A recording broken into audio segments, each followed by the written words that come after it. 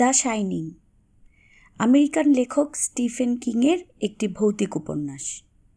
1977 সালে প্রকাশিত এ বই স্টিফেন কিংয়ের তৃতীয় প্রকাশিত ও প্রথম হার্ডব্যাক বেস্ট সেলার বই। এ বইয়ের সাফল্যই কিংকে ভৌতিক জনরার একজন বিখ্যাত লেখকে প্রতিষ্ঠিত করেছিল। স্টিফেন কিংয়ের ব্যক্তিগত অভিজ্ঞতার প্রভাব এ উপন্যাসে রয়েছে, বিশেষত তার দ্য স্টেনলি হোটেল ভ্রমণ ও মাদকাসক্তি থেকে মুক্তির ঘটনা। 2013 সালে প্রকাশিত ডক্টর স্লিপ মুভিটি এ উপন্যাসের কাহিনীরই অনুসরণ করেই তৈরি হয়েছে। এ উপন্যাসের উপর ভিত্তি করে 1980 সালে দ্য শাইনিং চলচ্চিত্রটি নির্মিত হয়, যা পৃথিবীর ইতিহাসে সর্বশ্রেষ্ঠ ভৌতিক মুভিগুলোর মধ্যে অন্যতম। আজকে শুনবেন দ্য শাইনিংয়ের 10ম পর্ব, স্ক্র্যাপবুক। জ্যাক স্ক্র্যাপবুকটা প্রথম খুঁজে পায় 1 নভেম্বরে। ওয়েন্ডি আর ড্যানি সেদিন রোকে কোর্টের পেছনের রাস্তাটা ধরে হাঁটতে গিয়েছিল। রাস্তাটার শেষ মাথায় একটা পুরনো পরিত্যক্ত কাঠ কাটার মিল আছে, সেটা দেখা ছিল ওদের উদ্দেশ্য। আবহাওয়াও তখন ভালোই ছিল, শীত পড়া শুরু করেনি। জ্যাক বেসমেন্টে নেমে এসেছিল বয়লারটা চেক করবার জন্যে। এসে ও কি মনে করে একটা টর্চ লাইট হাতে নিয়ে স্তূপ করা কাগজগুলোর ওপর আলো ফেলে দেখতে লাগলো। ওর অবশ্য এখানে আসার আরেকটা উদ্দেশ্য ছিল, এখানে ইঁদুরের ফাঁদ দেবার জন্যে কোন জায়গাগুলো সবচেয়ে উপযুক্ত হবে তা খুঁজে বের করা। ও বেসুরো শীষ দিতে দিতে লাইটটা এদিক ওদিক ঘুরিয়ে দেখতে লাগলো। পচে যাওয়া কাগজের গন্ধ আর বয়লারের যান্ত্রিক শব্দ এখানকার পরিবেশটাকে রীতিমতো অস্বস্তিকর করে তুলেছে। এখানে পেপার আর হিসাবের খাতা স্তূপ করে রাখা। জ্যাক মাঝে মাঝে একটা দলিল হাতে তুলে দেখছিল কোনটা কিসের। ছাদের দিকে লাইটটা তাক করাতে ও দেখতে পেল যে ছাদের মাঝখান থেকে একটা পুরনো মাকড়সার জালে ঢাকা বাল্ব ঝুলছে, কিন্তু আলো জ্বালাবার কোনো সুইচ বা চেইন নেই। ও পায়ের আঙ্গুলের ওপরে ভর করে দাঁড়াতেই লাইটটা ওর নাগালে চলে এলো। ও বাল্বটা খুলে আবার শক্ত করে লাগালো। দুর্বল একটা আলো ফুটে উঠল বটে, কিন্তু সেটা ঘরের অন্ধকার দূর করতে কোনো সাহায্যই করল না। জ্যাক দীর্ঘশ্বাস ফেলে আবার ফ্ল্যাশ লাইটের আলোতে ফিরে গেল। জ্যাক পেপারের স্তূপগুলোর ওপর আলো ফেলে ইঁদুরের বিষ্ঠা খুঁজতে লাগলো। কিছু চিহ্নও খুঁজে পেল ঠিকই, কিন্তু দেখে মনে হচ্ছিল না এগুলো সাম্প্রতিক। সত্যি বলতে জ্যাকের মনে হচ্ছিল গত কয়েক বছর এখানে কোনো ইঁদুর পা ফেলেনি। জ্যাক একটা পেপার হাতে তুলল, দেখল যে সেটা ছাপা হয়েছিল 1963 সালে। প্রেসিডেন্ট কেনেডির ভবিষ্যৎ পরিকল্পনা হচ্ছে হেডলাইনের বিষয়বস্তু। জ্যাকের মজা লাগলো। পুরনো খবরের কাগজ ঘাঁটলে মনে হয় যে ও ইতিহাস চোখের সামনে ঘটতে দেখছে, কিন্তু ও রেকর্ডগুলোর কয়েকটা জায়গায় ফাঁক দেখতে পেল, যেমন 1937 থেকে 1945 সাল পর্যন্ত, 1957 সাল থেকে 1960 সাল, আবার 1963 থেকে 1965 সালের কোনো রেকর্ড নেই। ওই সময়গুলোতে বোধহয় হোটেল বন্ধ ছিল। একটা জিনিস জ্যাকের এখনও বিশ্বাস হচ্ছে না। আলম্যান ওকে ওভারলুকের ইতিহাস বলবার সময় বলেছিল যে এই হোটেলটা মাত্র কিছুদিন হলো লাভ করা শুরু করেছে, কিন্তু এটা জ্যাকের কাছে এখন অযৌক্তিক মনে হচ্ছে। হোটেলটা যে অদ্ভুত সুন্দর জায়গায় অবস্থিত, শুধু সেটা দেখতেই এই হোটেলে বহু মানুষের থাকতে আসার কথা। তাছাড়া আমেরিকায় বহু লোকেরই খরচ করবার মতো যথেষ্ট টাকা রয়েছে।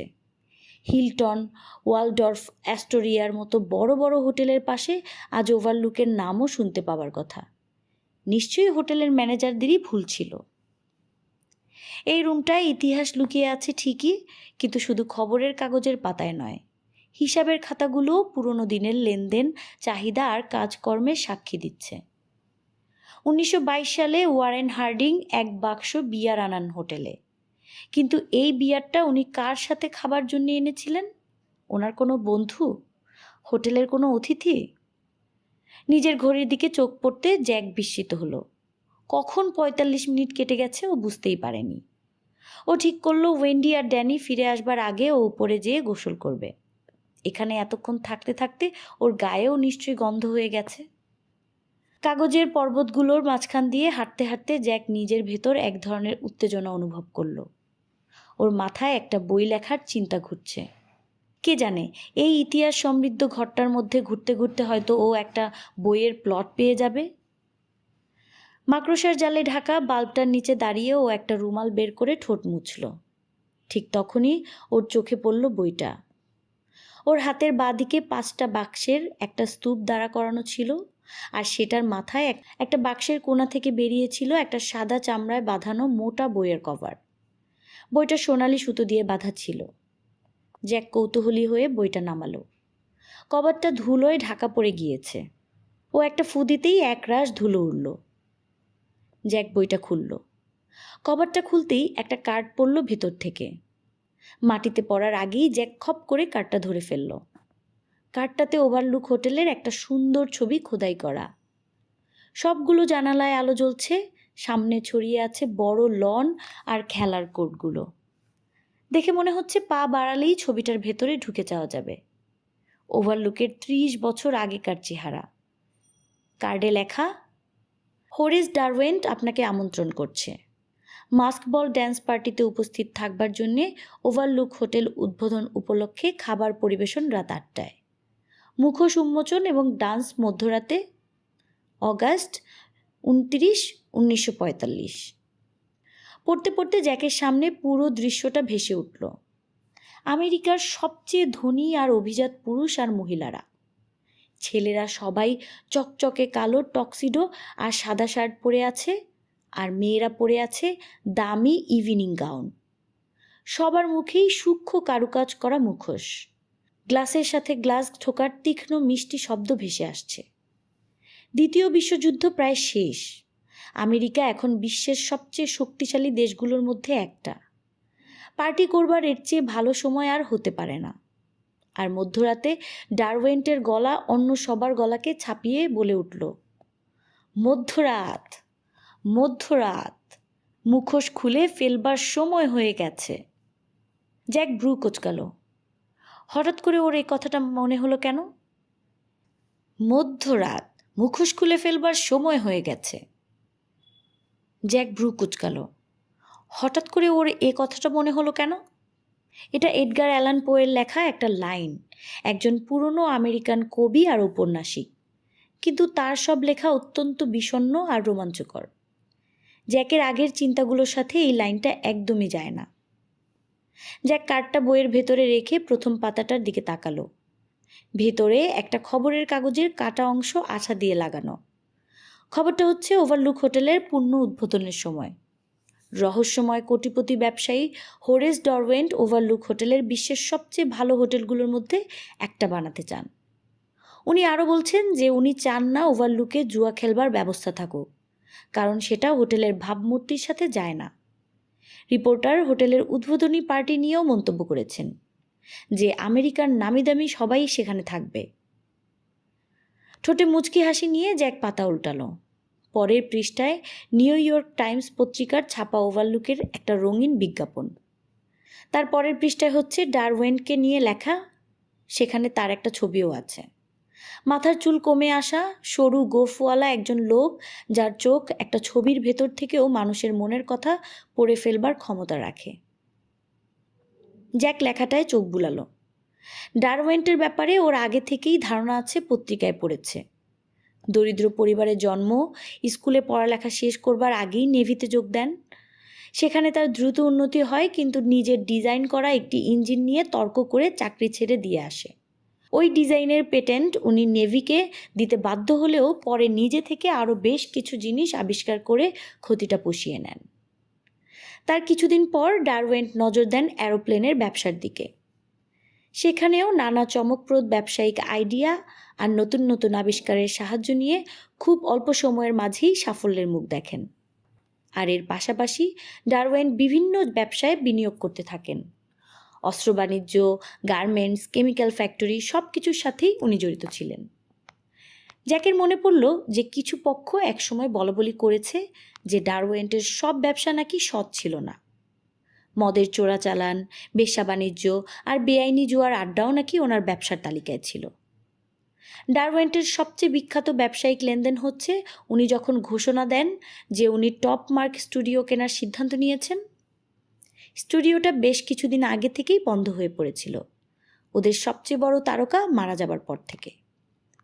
ডারওয়েন্ট হেনরি ফিঙ্কেল নামে এক ঘাঘু ব্যবসায়ীকে নিয়োগ করে টপ মার্ক চালাবার জন্যে, আর তার পরের কয়েক বছরের মধ্যেই টপ মার্ক থেকে 7টা ছবি বের হয়ে যায়। এদের মধ্যে বেশিরভাগই ছিল অত্যন্ত সফল ছায়াছবি। একটা সিনেমায় নায়িকা একটা নতুন ডিজাইনের গাউন পরে, যেটাতে তার নিতম্বের ভাঁজের নিচে যে জন্মদাগ সেটা ছাড়া সবই দেখা যাচ্ছিল। বলা বাহুল্য, এটা নিয়ে নিন্দা যেমন হয়েছিল তেমন আলোড়নও উঠেছিল। সিনেমা সুপারহিট, আর ডারওয়েন্ট আরও আলোচিত। দ্বিতীয় বিশ্বযুদ্ধ সারা পৃথিবীর জন্য দুঃখ বয়ে আনলেও ডারওয়েন্টের জন্য বয়ে আনে সাফল্য। এ সময় গুজব ছড়ায় যে উনি বিশ্বের সবচেয়ে ধনী ব্যক্তি, কিন্তু এমন একজন মানুষও ওভারলুকের জন্য সাফল্য নিয়ে আসতে পারেনি। জ্যাক চিন্তামগ্ন অবস্থায় নিজের বুক পকেট থেকে একটা নোটবুক আর পেন্সিল বের করলো। ও ছোট্ট একটা নোট লিখলো নিজেকে মনে করিয়ে দেবার জন্যে যে ডারওয়েন্টকে নিয়ে ওর ভবিষ্যতে আরও পড়াশোনা করতে হবে। নোটবুক আর পেন্সিল পকেটে ফেরত গেল। জ্যাকের মুখ শুকনো দেখাচ্ছিল, আরও বারবার রুমাল দিয়ে ঠোঁট মুছছে। ও স্ক্র্যাপ বুকটা আবার খুলে পরের কয়েকটা ছবি আর লেখার ওপর চোখ বুলালো। ও নিজেকে কথা দিল যে পরেও বইটা মনোযোগ দিয়ে পড়বে। হঠাৎ একটা কাটিং ওর চোখ আটকে গেল। কাটিংটা একটা খবরের কাগজ থেকে নেয়া। সেখানে সাংবাদিক জানিয়েছে যে কোটিপতি হোরেস ডারওয়েন্ট কলোরাডোতে নিজের যত ব্যবসায়িক সম্পত্তি আছে সব বিক্রি করে দিচ্ছেন ক্যালিফোর্নিয়ার একদল ব্যবসায়ীর কাছে। তেল, কয়লা আর জমির পাশাপাশি এই সম্পত্তিগুলোর মধ্যে ওভারলুক হোটেলও আছে। জ্যাকের কেন যেন খবরটা অদ্ভুত লাগলো। ডারওয়েন্ট কলোরাডোতে অবস্থিত নিজের সমস্ত সম্পত্তি বিক্রি করছেন, শুধু ওভারলুক নয়। কিন্তু তারপরও জ্যাক রুমাল দিয়ে নিজের ঠোঁট মুছল। এক গ্লাস মদ হাতে থাকলে এখন জিনিসটা জমে যেত। ও আরও পৃষ্ঠা উল্টালো। হোটেলটা তারপর আরও কয়েকবার হাত বদল করে। ক্যালিফোর্নিয়া থেকে মালিকানা আবার কলোরাডোর একটা গ্রুপের কাছে আসে, যেটার মালিকের নামে দুর্নীতির অভিযোগ আনে আদালত। সে কোর্টে শুনানির আগের দিন আত্মহত্যা করে। তারপর হোটেলটা দীর্ঘ 10 বছর বন্ধ থাকে। স্ক্র্যাপ বুকটায় এ সময় তোলা কিছু ছবিও আছে। ছবিগুলো দেখে জ্যাকের ভেতরটা মোচড় দিয়ে উঠল। হোটেলের জানালাগুলো ভাঙা, দেয়ালের রং উঠে গেছে, পোর্চের সিঁড়িগুলোতে ফাটল ধরেছে। জ্যাক মনে মনে নিজের কাছে প্রতিজ্ঞা করলো যে এখন থেকে ও হোটেলটার আরও ভালো করে যত্ন নেবে।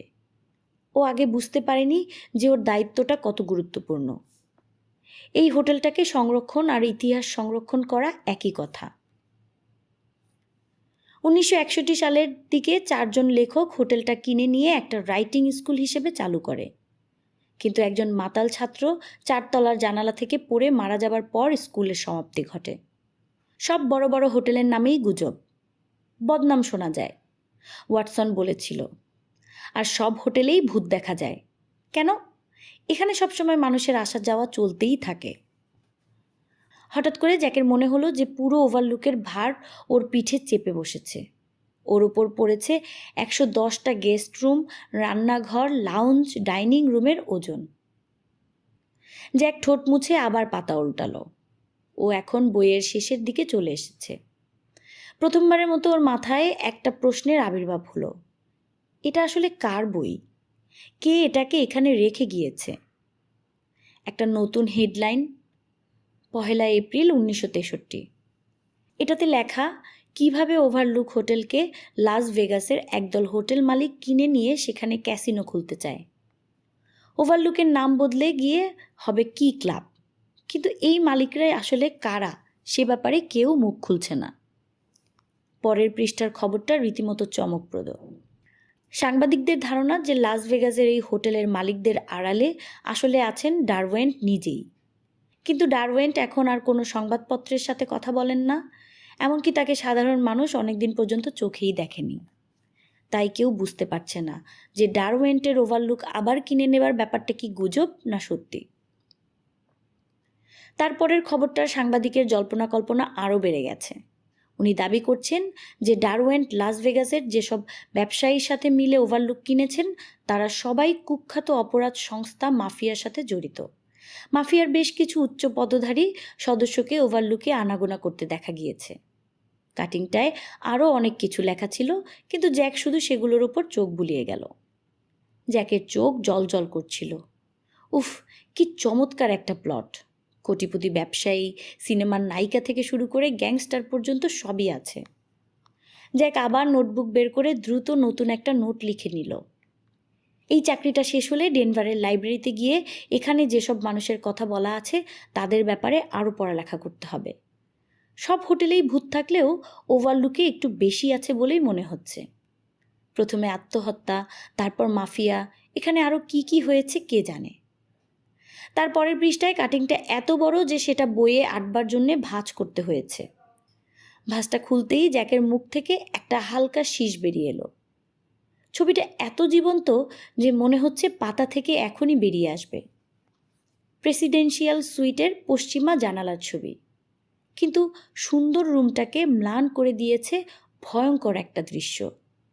সুইটের বাথরুমের সাথে লাগানো দেয়ালটায় ঢেকে আছে রক্ত আর ফ্যাকাশে মগজের টুকরো। রুমের মাঝখানে দাঁড়িয়ে আছে একজন শুকনো চেহারার পুলিশ অফিসার, আর তার পাশে মেঝেতে শোয়ানো সাদা কাপড়ে ঢাকা একটা লাশ। জ্যাক বিস্ফোরিত চোখে কিছুক্ষণ ছবিটার দিকে তাকিয়ে রইল। বেশ কিছুক্ষণ পর হেডলাইনের দিকে ওর চোখ পড়ল। কলোরাডোর হোটেলে সন্ত্রাসের মরণ ছোবল, কুখ্যাত অপরাধী নেতাসহ আরও 2 জন নিহত। বিস্তারিত রিপোর্টে লেখা যে মৃতেরা হচ্ছে খুনের আসামি এবং কথিত মাফিয়া নেতা ভিতরিওর জিনেলি আর তার 2 বডিগার্ড। হোটেলের ম্যানেজার রবার্ট নরম্যান গুলির আওয়াজ শুনতে পেয়ে পুলিশে খবর দেয়, আর হোটেলের একজন দারোয়ান দাবি করে যে সে মুখোশ পরা 2 জন লোককে ফায়ার এস্কেপের সিঁড়ি বেয়ে পালাতে দেখেছে। পুলিশ রুমে ঢুকবার পর লাশ আবিষ্কার করে। তারা ধারণা করছে যে এদের 3 জনকে খুব কাছ থেকে শটগান দিয়ে গুলি করা হয়েছে। কাটিংটার নিচে বল পয়েন্ট কলম দিয়ে একটা কথা লেখা আছে, ওর অন্ডকোষও কেটে নিয়ে যাওয়া হয়েছে। লেখাটার দিকে জ্যাক অনেকক্ষণ তাকিয়ে থাকলো। ওর মুখ শুকিয়ে গিয়েছে। কার বই এটা? জ্যাক একটা ঢোক গিলে পৃষ্ঠা উল্টালো। আরেকটা কাটিং। এটার তারিখ হচ্ছে 1967 সালের শুরুর দিকে। জ্যাক শুধু হেডলাইনটা পড়ল, অশুভ হোটেলের মালিকানার পুনরায় হাত বদল। এর পরের পৃষ্ঠাগুলো খালি। জ্যাক আবার বইয়ের সামনের পাতাগুলো উল্টে পাল্টে দেখল। বইটা আসলে কার এটা জানতে না পেরে ওর অস্বস্তি লাগলো, কিন্তু কোথাও কোনো নাম বা ঠিকানা লেখা নেই। ও খুঁজে দেখল বইটার গায়ে কোনো রুম নাম্বার লেখা আছে কি না, কারণ ও এ ব্যাপারে নিশ্চিত ছিল যে এটা যার বই সে কোনো না কোনো সময়ে ওভারলুকে থেকেছে, কিন্তু ও তাও পেল না। জ্যাক নিজেকে প্রস্তুত করলো বইয়ের সবগুলো কাটিং পড়ে দেখবার জন্যে, কিন্তু একটা সুরেলা গলা ওর পরিকল্পনায় বাধা দিল। জ্যাক, তুমি কি নিচে? ওয়েন্ডি। জ্যাক চমকে উঠল। ওর ভেতর কেন যেন একটু অপরাধবোধ মাথাচাড়া দিল, যেন ও চুরি করে মদ খাচ্ছিল এমন সময় ওয়েন্ডি ওকে দেখে ফেলেছে। হাস্যকর। ও জবাব দিল, হ্যাঁ যান, ইঁদুরের ফাঁদ দেবার জায়গা খুঁজছি। জ্যাক ওয়েন্ডির পায়ের শব্দ শুনতে পেল। ও সিঁড়ি বেয়ে নেমে আসছে দ্রুত। কোনো কিছু চিন্তা না করেই জ্যাক নিজের হাতের বইটা একগোছা পেপারের নিচে লুকিয়ে ফেলল। রুমের আবছা আলোতে ওয়েন্ডির চেহারা ফুটে উঠল। এতক্ষণ ধরে এখানে কি করছো? 3টা বেজে গেছে। জ্যাক হাসল। এত দেরি হয়ে গেছে নাকি? এখানে কাগজপত্রের মাঝে হারিয়ে গিয়েছিলাম। এখানে শত শত রহস্য লুকিয়ে আছে। কথাটা ও হাস্যোচ্ছল বলতে চাইলেও ওর গলাটা কেমন যেন অদ্ভুত শোনালো। ওয়েন্ডি ওর দিকে 1 কদম এগিয়ে এলো, আর জ্যাকের শরীর নিজে থেকেই 1 কদম পিছিয়ে গেল। ও জানতো ওয়েন্ডি কি করার চেষ্টা করছে। গন্ধ শুকে বুঝবার চেষ্টা করছে জ্যাক মদ খেয়েছে কিনা। হয়তো ওয়েন্ডি নিজেও জিনিসটা চিন্তা করেনি, কিন্তু জ্যাকের তাও মেজাজ খারাপ হলো, রাগ আর অপরাধবোধ। তোমার মুখ থেকে রক্ত পড়ছে। ওয়েন্ডি ওর দিকে তাকিয়ে অদ্ভুত স্থির গলায় বলল। কি? জ্যাক নিজের ঠোঁটে হাত দিয়ে তীক্ষ্ণ জ্বলনি অনুভব করল। ওর আঙ্গুলের দিকে তাকিয়ে দেখল যে রক্ত লেগে আছে। ওর অপরাধবোধ আবার বেড়ে গেল। তুমি আবার নিজের মুখ ঘষা শুরু করেছো? ওয়েন্ডি প্রশ্ন করল। হ্যাঁ বোধ হয়, জ্যাকের জবাব। তোমার খুব কষ্ট হচ্ছে তাই না? না, তেমন একটা নয়। আস্তে আস্তে কি জিনিসটা সয়ে আসছে। জ্যাকের পা ওর কথা শুনতে না চাইলেও জ্যাক জোর করে ওয়েন্ডির দিকে এগিয়ে এলো। ও নিজের বউয়ের কোমর জড়িয়ে ধরে ওর গলায় চুমু খেলো। হ্যাঁ, ও বলল। ড্যানি কোথায়? আশেপাশেই আছে। বাইরে আকাশে মেঘ করেছে। তোমার খিদে পায়নি? জ্যাক সুযোগ বুঝে ওয়েন্ডির টাইট জিন্সে একটু হাত বুলালো। অনেক ম্যাডাম। ওয়েন্ডি কপট রাগে সুরে বলল, খুব বার বেড়েছ তাই না? জ্যাক হাত না সরিয়ে নির্লজ্জ একটা হাসি দিল। ওয়েন্ডিও হাসল। ওরা বেসমেন্ট থেকে বেরিয়ে যাবার সময় জ্যাক ঘাড় ঘুরিয়ে ওই কাগজের স্তূপটার দিকে তাকালো যেটার ভেতর ও স্ক্র্যাপবুকটা লুকিয়ে রেখেছে। জ্যাকের আবার ওয়াটসনের কথা মনে পড়ল। সব হোটেলেই ভূত দেখা যায়। এসব জায়গায় মানুষের আসা যাওয়া চলতেই থাকে। ওয়েন্ডি বেরিয়ে দরজা লাগিয়ে দিল। রুমটা আবার ঢাকা পড়ে গেল অন্ধকারে। 217 নম্বর রুমের বাইরে ড্যানির মাথায়ও আরেকজনের কাছে শোনা কিছু কথা ঘুরছিল। ও একটা রুমের ভেতর খারাপ কিছু দেখেছে। Room number 217। আমাকে কথা দাও, তুমি কখনো ওখানে যাবে না ড্যানি, কথা দাও। ড্যানি এখন রুমটার দরজার সামনে দাঁড়িয়ে আছে। দরজাটার সাথে এই লবির, এমনকি এই হোটেলের অন্যান্য রুমগুলোর দরজার কোনো পার্থক্য নেই। গাঢ় ধূসর রঙের ধাতব 3টে নাম্বার লাগানো একটা দরজা। দরজাটায় একটা পিপ হোল আছে, যেটা দিয়ে রুমের ভেতর থেকে দেখলে বাইরেরটা দেখতে কিম্ভূত গোলাকার লাগে, আর বাইরে থেকে দেখলে কিছুই দেখা যায় না। তুমি এখানে কি করছো? ওরা হাঁটা শেষে ফিরে আসবার পর আম্মু ওকে ওর পছন্দের লাঞ্চ বানিয়ে দেয়, স্যান্ডউইচ আর স্যুপ। ওরা ডিকের কিচেনে বসে গল্প করতে করতে খেয়ে নেয়। পুরো হোটেলটার মধ্যে কিচেনে হচ্ছে ড্যানির সবচেয়ে পছন্দের জায়গা, আর ওর ধারণা বাবা আর আম্মু কিচেনটাকে অনেক পছন্দ করে। ওরা এখানে আসবার পর একদিন শুধু বড় ডাইনিং হলে খাওয়া হয়েছে, বাকি সব দিন কিচেনে। ওদের এখানে খেতে কোনো অসুবিধা হয় না। কিচেনের সবজি কাটার যে টেবিলটা আছে সেটাই ওদের স্টভিংটনের বাসার খাবার টেবিলের চেয়ে বড়। ওরা সবাই এই টেবিলটায় কাছাকাছি বসতে পারে, কথা বলতে পারে। ডাইনিং রুমের টেবিলটা সে তুলনায় এত বড় যে ওখানে খেতে গেলে মন খারাপ হয়ে যায়। খেতে বসলে শুধু খালি চেয়ারগুলোর দিকে চোখ চলে যায় আর ওদের একাকিত্বের কথা মনে পড়িয়ে দেয়। আজকে যখন ওরা লাঞ্চ খাচ্ছিল তখন আম্মু বেশি খেতে চায়নি, শুধু একটা স্যান্ডউইচের অর্ধেক খেয়েছে। আম্মু বলল যে বাবা কাছেই কোথাও আছে, যেহেতু ওদের গাড়ি আর হোটেলের ট্রাক দুটোই পার্কিং লটে রাখা। আম্মু এখন একটু শুতে চায়। ড্যানি কি কিছুক্ষণ একা একা খেলতে পারবে? ড্যানির মুখ ভর্তি স্যান্ডউইচ থাকায় ও মাথা নেড়ে উত্তর দিল, হ্যাঁ পারবে। তুমি কখনো হোটেলের উঠোনের খেলার জায়গাটাতে যাও না কেন? ওয়েন্ডি জিজ্ঞেস করল। আমি তো ভেবেছিলাম জায়গাটা তোমার পছন্দ হয়েছে। ড্যানি জোর করে মুখের খাবারটা গিলে নিল। ওর চেহারা শুকিয়ে গেছে। যাব বোধ হয়, ও বলল। তাছাড়া ওখানে ওই গাছপালা কেটে বানানো পশু পাখিগুলোও আছে। তোমার বাবার উচিত ওগুলো ছেটে সাইজে নিয়ে আসা। ঠিক, ড্যানি বলল। তোমার বাবা আমাকে খুঁজলে বলো যে আমি শুয়ে আছি। আচ্ছা আম্মু। ড্যানি মাথা নাড়ল। ড্যানি, তুমি কি এখানে খুশি? ড্যানি সরল চোখে মায়ের দিকে তাকালো। হ্যাঁ আম্মু। এখনো কি বাজে স্বপ্ন দেখো? টনি আর একবার ওর কাছে এসেছিল। ও ঘুমোবার সময় ড্যানির ক্ষীণ গলার ডাক শুনতে পায়। ও জোরে চোখ বুজে রাখে, আর কিছুক্ষণ পর শব্দটা মিলিয়ে যায়। না, ঠিক তো? ঠিক আম্মু। ওয়েন্ডিকে সন্তুষ্ট দেখালো। তোমার হাতের কি অবস্থা? ড্যানি হাতটা ভাঁজ করে দেখালো। প্রায় ঠিক হয়ে গেছে। ওয়েন্ডি মাথা নাড়ল। জ্যাক পরে বোলতার চাকটাকে আগুনে পুড়িয়ে ফেলে। ও ড্যানির হাতের ছবিগুলো একটা খামে পুড়ে বোল্ডারের একজন উকিলের কাছে পাঠায়, কীটনাশক কোম্পানিকে এ নিয়ে মামলা করা যাবে কিনা সে ব্যাপারে জানাবার জন্যে। উকিল জানায় যে যেহেতু জ্যাক ছাড়া আর কেউ দেখেনি যে ও ব্যাগ বম্ব ব্যবহার করবার নিয়মগুলো পালন করেছে কিনা, এখানে কেস করাটা বেশ কঠিন হবে। খবরটা শুনে জ্যাকের মেজাজ খিচড়ে গেলেও ওয়েন্ডি মনে মনে খুশি হয়। এ ধরনের মামলা লড়বার মতো ক্ষমতা ওদের পরিবারের নেই। তারপর থেকে ওরা আর কোনো বলতা দেখতে পায়নি। যাও, যে খেলাধুলো করো ডগ, মজা করো। ড্যানি অবশ্য মজা করার মতো কিছু খুঁজে পেল না। ও উদ্দেশ্যহীনভাবে হোটেলের লবিতে ঘুরতে ঘুরতে মাঝে মাঝে এক একটা রুমের দরজা খুলবার চেষ্টা করছিল, কিন্তু সবগুলো দরজা লক করা।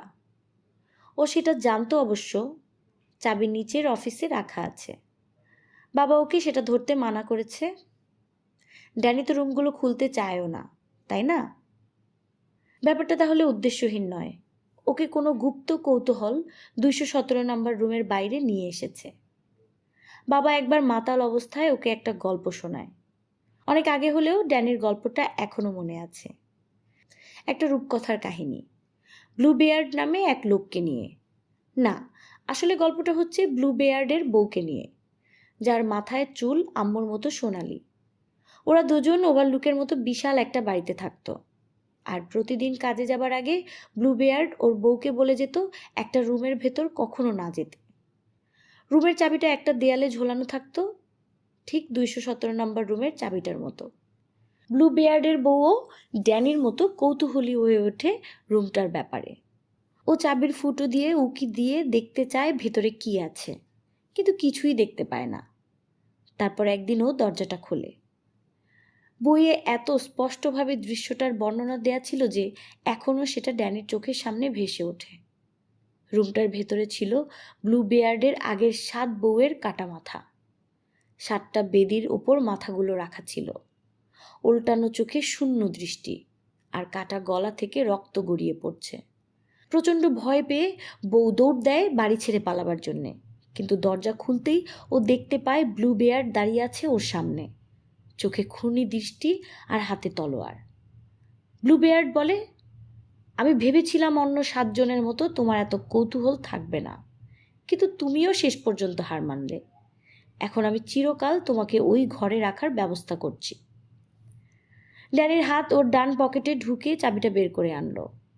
ও ওখানে আসবার আগে চাবিটা নিয়ে এসেছিল। ড্যানি কিছুক্ষণ চিন্তিত মুখে চাবিটায় আঙ্গুল বুলালো, তারপর লকে ঢুকিয়ে দিল। চাবিটা এত মসৃণভাবে ঢুকলো যে ড্যানির মনে হলো ওটা যেন অনেক দিন ধরে চাচ্ছিল লকটার ভেতরে যেতে। ড্যানি, আমাকে কথা দাও যে তুমি ওই ঘরটার ভেতরে যাবে না। কথা দিচ্ছি।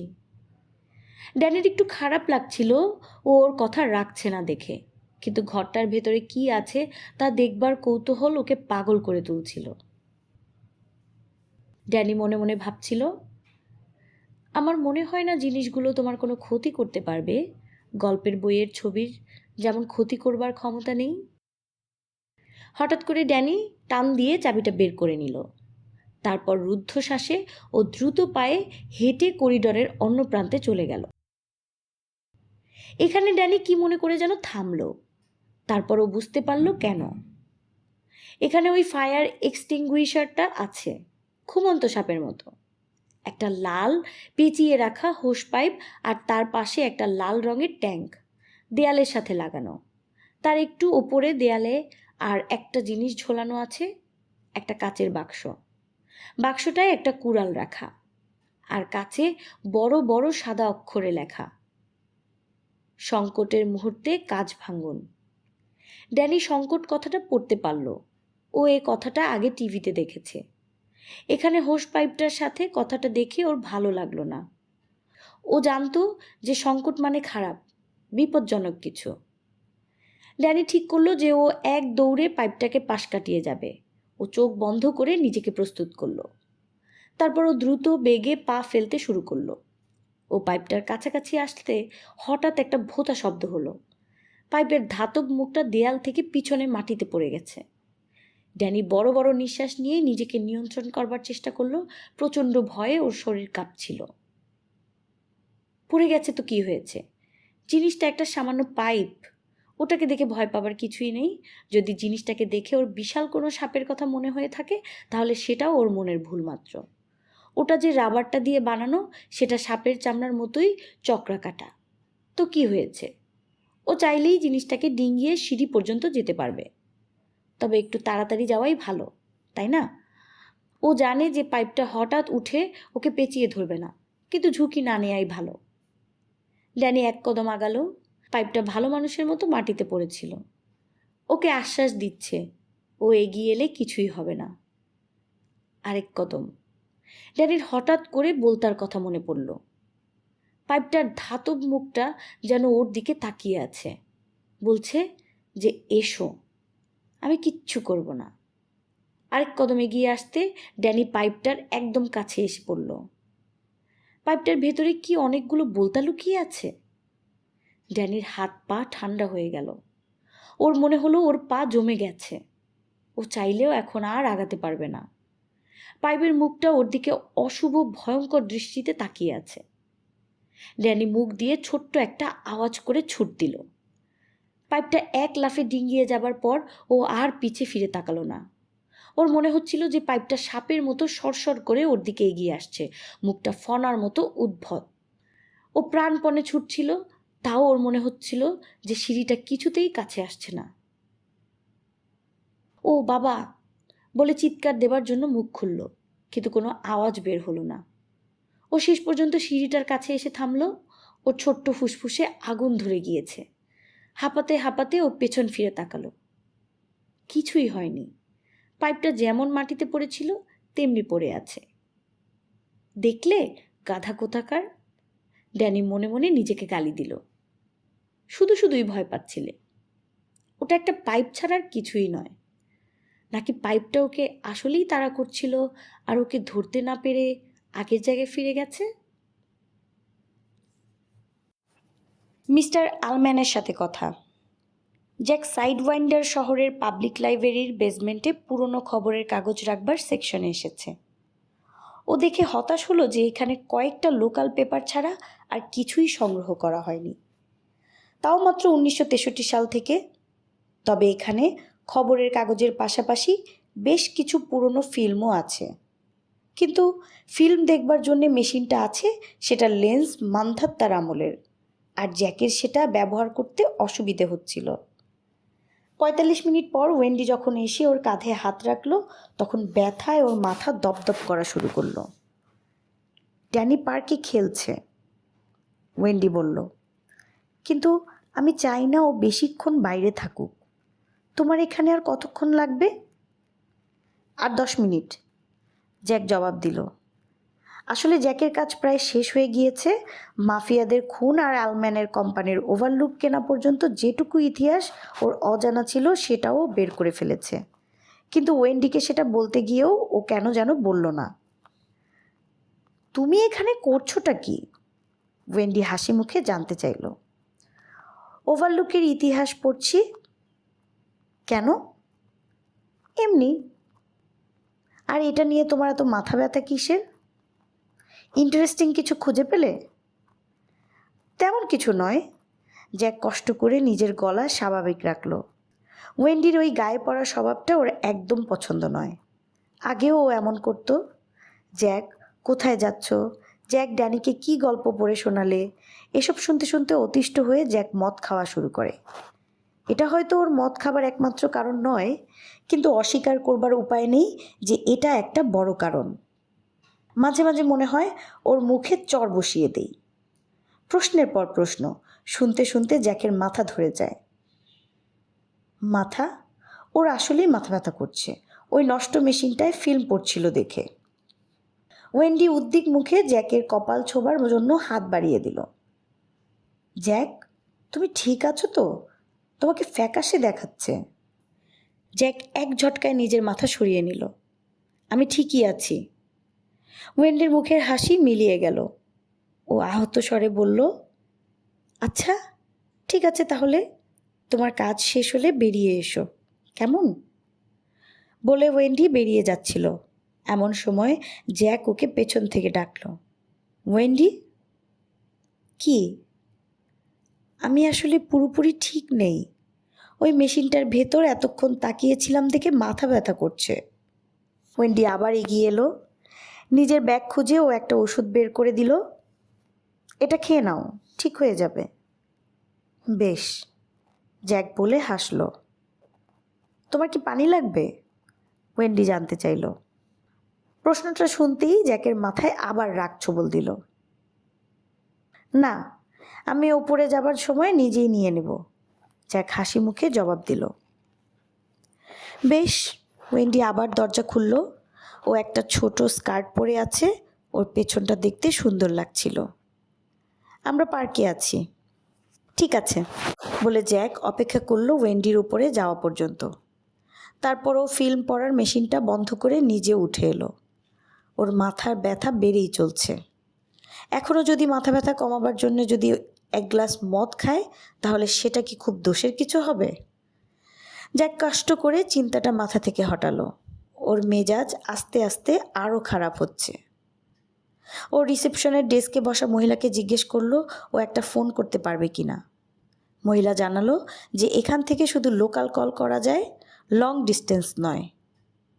জ্যাকের লং ডিস্টেন্সই দরকার ছিল। ও মাথা নেড়ে সরে এলো। জ্যাক লাইব্রেরির বাইরে বেরিয়ে এলো একটা ফোন বুথ খুঁজবার জন্য। আজকে নভেম্বরের 7 তারিখ, আর বাইরের আকাশ দেখে তা বোঝা যাচ্ছিল। আকাশে গভীর কালো মেঘগুলো তুষারপাতের প্রস্তুতি নিচ্ছে। বিল্ডিংয়ের পেছন দিক ও একটা ফোন বুথ খুঁজে পেল। ও ঢুকে ফোনটায় একটা পয়সা পুরে অপারেটরকে চাইল। কার সাথে কথা বলতে চাচ্ছেন স্যার? ফ্লোরিডায় ফোর্ট লডারডেলে বলে ও নাম্বারটা জানালো। অপারেটর ওকে বলল কত টাকা লাগবে, আর জ্যাক সুবোধ বালকের মতো ততগুলো পয়সা ঢুকালো ফোনের স্লটে। তারপর লাইনটা কানেক্ট হবার জন্যে অপেক্ষা করতে লাগলো। অপেক্ষা করতে করতে ও হাতের ওষুধটা গিলে নিল। অপর প্রান্ত থেকে প্রথম রিং বাজবার সাথে সাথে জবাব এলো। সার্ফ স্যান্ডস রিসর্ট, আপনার জন্য কি করতে পারি? আমি আপনাদের ম্যানেজার মিস্টার আলম্যানের সাথে কথা বলতে চাই। উনি এখন খুবই ব্যস্ত। আপনার কি আমাদের দ্বিতীয় ম্যানেজার মিস্টার ট্রেন্টের সাথে কথা বললে চলবে? আলম্যানকে বলুন যে জ্যাক টরেন্স ফোন করেছে, কলোরাডো থেকে। একটু ধরুন স্যার। কিছুক্ষণ পর জ্যাক ফোনে আলম্যানের গলা শুনতে পেল, আর শুনতেই ওর মনে পড়ে গেল ও আলম্যানকে কতটা অপছন্দ করে। টরেন্স, কোনো সমস্যা হয়েছে নাকি? জি না, জ্যাক জবাব দিল। বয়লার ঠিকভাবেই চলছে, আর আমি এখনও আমার বউ আর বাচ্চাকে খুন করিনি। সময়ই পাচ্ছি না। দেখি ক্রিসমাসের দিকে ওই কাজটা শেষ করে ফেলব। তোমার রসিকতা শুনবার আমার সময় নেই টরেন্স। আলম্যান যে আপনি থেকে তুমিতে চলে গেছে সেটা জ্যাকের কান এড়ালো না। আমি ব্যস্ত মানুষ জানি।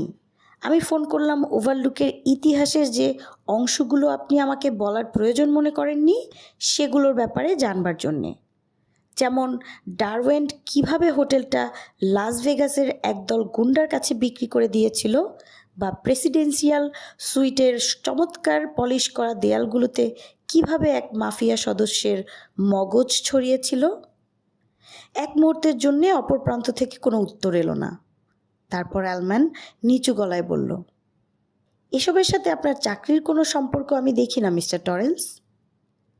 কিন্তু সবচেয়ে মজার ব্যাপারটা জানতে পারলাম আমি আজকে। লাস ভেগাসের মালিকদের কাছ থেকে আরও 2 বার হাত বদলের পর হোটেলের মালিকানা এসে পড়ে সিলভিয়া হান্টার নামে এক মহিলার কাছে। আর কাকতালীয়ভাবেই বোধহয় মহিলা আগে ছিলেন সিলভিয়া হান্টার ডারওয়েন্ট, 1942 থেকে 1948 সাল পর্যন্ত। আপনার 3 মিনিটের মেয়াদ প্রায় শেষ হয়ে গিয়েছে, অপারেটরের গলা শোনা গেল। মিস্টার টরেন্স, এসব তো কোনো গোপন খবর নয়। পেপারে লেখালেখি হয়েছে, টিভিতে এসেছে। আমার কাছে তো খবরটা গোপন করা হয়েছে, তাই না? জ্যাক বলল। আমি খেয়াল করেছি যে 1945-এর পর থেকে হোটেলটার মালিকানা হয় ডারওয়েন্ট অথবা ডারওয়েন্টের সাথে সম্পর্কিত কারো কাছে ছিল। সিলভিয়া হান্টার যখন হোটেলটা চালাচ্ছিল তখন এখানে কী ধরনের ব্যবসা হয় তাও বুঝতে পেরেছি। তখন হোটেলটা ছিল একটা বেশ্যাবাড়ি। টরেন্স, আলম্যানের গলায় একসাথে বিস্ময় আর ঘৃণা ঝরে পড়ল। জ্যাক সন্তুষ্ট মুখে আর একটা ওষুধ জিভে ফেলল। সিলভিয়া হোটেলটা বিক্রি করে দিতে বাধ্য হয় যখন একটা রুমের মধ্যে একজন মন্ত্রীর লাশ পাওয়া যায়। খবরে দেখলাম যে মৃত্যুর সময় ওনার শরীরে মেয়েদের মোজা, হাই হিল আর একটা কন্ডম ছাড়া আর কিছু পরা ছিল না। এটা একটা নোংরা মিথ্যা রটনা। আসলেই? জ্যাক বলল। ওর রাগ কমে গিয়েছে, ও এখন মজা পাচ্ছিল। আর ওষুধ খাবার কারণেই হয়তো ওর মাথা ব্যথা কমে গিয়েছে। টরেন্স, যদি তোমার প্ল্যান এটা হয়ে থাকে যে তুমি এসব বলে হোটেলের মালিকদের ব্ল্যাকমেল করবে বা পত্রিকায় লেখালেখি করবে, তাহলে আগেই বলে রাখি যে এসব করে কোনো লাভ নেই। না না, তেমন কিছু নয়। আমার শুধু খারাপ লেগেছে যে আপনি আমাকে পুরো সত্যিটা বলেননি। পুরো সত্যি? আলমান প্রায় চেঁচিয়ে উঠল। তোমার যদি মনে হয় থাকে যে আমি হোটেলের নামে রটানো কিছু কুৎসিত গুজব একজন কেয়ারটেকারের সাথে আলোচনা করব, তাহলে এটা তোমার ভুল ধারণা। আর এসব গল্প নিয়ে তোমার হঠাৎ এত মাথা ব্যথা কেন? তোমার কি ভয় হচ্ছে যে যারা হোটেলে মারা গেছে ওদের ভূত এসে তোমাকে ধরবে?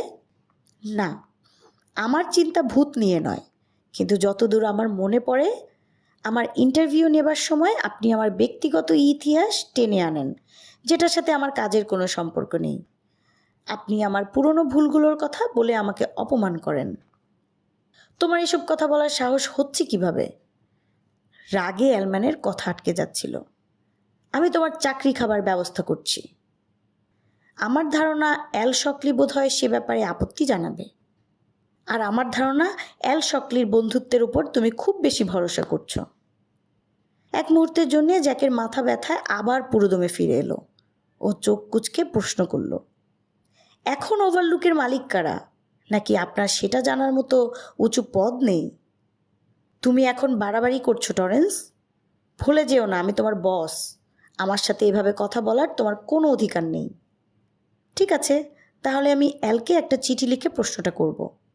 সে সাথে আপনার ব্যাপারে আমার কিছু মতামত জানাবার অধিকার তো আমার আছে নাকি? ডারওয়েন্ট এখন আর হোটেলের মালিক নয়। যারা মালিক তারা সবাই নিউ ইয়র্কে থাকে। তোমার বন্ধু শকলি একটা বড় অংশের মালিক, প্রায় 35-এর মতো। আর কে? অন্য শেয়ার হোল্ডারদের নাম আমার তোমাকে জানাবার কোনো ইচ্ছা নেই টরেন্স। তোমার এই ব্যবহারের ব্যাপারে আমি মালিকদের সাথে কথা বলবো। আর একটা প্রশ্ন, আমার কোনো ঠেকা নেই তোমার সব প্রশ্নের উত্তর দেবার। ওভারলুকের ইতিহাসের ব্যাপারে আমি এখন যা জানি তার বেশিরভাগই আমি পেয়েছি বেসমেন্টের একটা পুরনো স্ক্র্যাপ বুক থেকে। এই বইটা কার সেটা কি আপনি জানেন? না। বইটা কি গ্রেডির হতে পারে? হোটেলের আগের কেয়ারটেকার? শোনো টরেন্স, অ্যালমান বরফের মতো ঠান্ডা গলায় বলল, গ্রেডি পড়ালেখা জানতো নাকি সে ব্যাপারে আমার গভীর সন্দেহ আছে। ওর হোটেলের পুরনো খবর নিয়ে মাথা ঘামাবার কথা নয়। আমি ওভারলুক হোটেলের ব্যাপারে একটা বই লিখবার কথা চিন্তা করছি। ওই স্ক্র্যাপ বুকের মালিককে আমি বইয়ের শুরুতে ধন্যবাদ জানাতে চাই। ওভারলুককে নিয়ে বই লেখা খুবই খারাপ একটা আইডিয়া টরেন্স, বিশেষ করে তোমার দৃষ্টিভঙ্গি থেকে যদি লেখা হয় তাহলে। আপনার তো তা মনে হবেই, জ্যাক বলল। ওর মাথা ব্যথা আবার ঠিক হয়ে গিয়েছে। ওর মাথা এখন ছকছকে পরিষ্কার। ও গভীর মনোযোগ দিয়ে লেখবার সময় যেমন থাকে। ওষুধগুলো ভালো কাজের তো, অন্যদের এমন হয় কি না কে জানে। জ্যাক মনে মনে বলল, কিন্তু আমার ওষুধগুলো খাবার সাথে সাথে মাথা খুলে গেছে, ফুরফুরে লাগছে। ও অ্যালম্যানকে বলল, আপনারা চান মিষ্টি মিষ্টি কথায় ভরা গাইডবুক মার্কা একটা বই, যেটা আশেপাশের পাহাড়ের ছবি আর হোটেলে হোমরা চোমরা কারা এসেছে তাদের কথায় ভরা থাকবে। যদি আমি 100% শিওর হতাম যে তোমার চাকরি গেলে আমার নিজের চাকরির কোনো সমস্যা হবে না, তাহলে এই মুহূর্তে তোমাকে বের করে দিতাম। আলম্যান কাটা কাটা সুরে জবাব দিল। জ্যাক বলল, আমার বইয়ে মিথ্যা বা সাজানো কোনো কথা থাকবে না, যেটা সত্যি শুধু সেটাই থাকবে। তোমার বইয়ে তুমি যা ইচ্ছা তাই লেখো, অ্যালমান চিৎকার করে বলল, কিন্তু তার আগে আমার হোটেল থেকে দূর হও। ওভারলুক তোমার হোটেল নয়। জ্যাকও পাল্টা চেঁচিয়ে উঠল। তারপর দরম করে রিসিভারটা আছড়ে রাখল। ও বুথের ভেতর থাকা টুলটায় বসে জোরে জোরে দম নিতে লাগল। ওর এখন একটু ভয় হচ্ছিল। ও এখন ভেবে পাচ্ছিল না ও অ্যালম্যানকে কেন ফোন করতে গেল। হ্যাঁ, ও আসলেই করেছে। এখন অ্যালম্যান যদি অ্যালকে ফোন করে দাবি করে ওকে চাকরি থেকে বের করে দেবার জন্যে, ও ওয়েন্ডিকে কি বলবে? আমি আরও একবার চাকরি হারিয়েছি।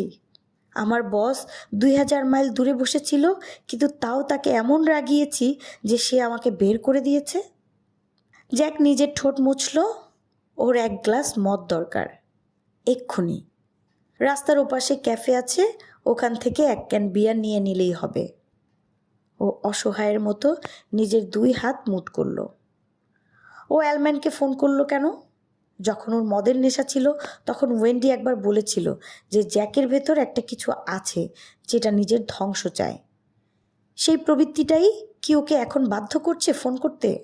ও কি আসলেই ভেতরে ভেতরে নিজের ক্ষতি করতে চায়? ও চোখ বন্ধ করতে একটা পুরনো ঘটনা ওর সামনে ভেসে আসলো।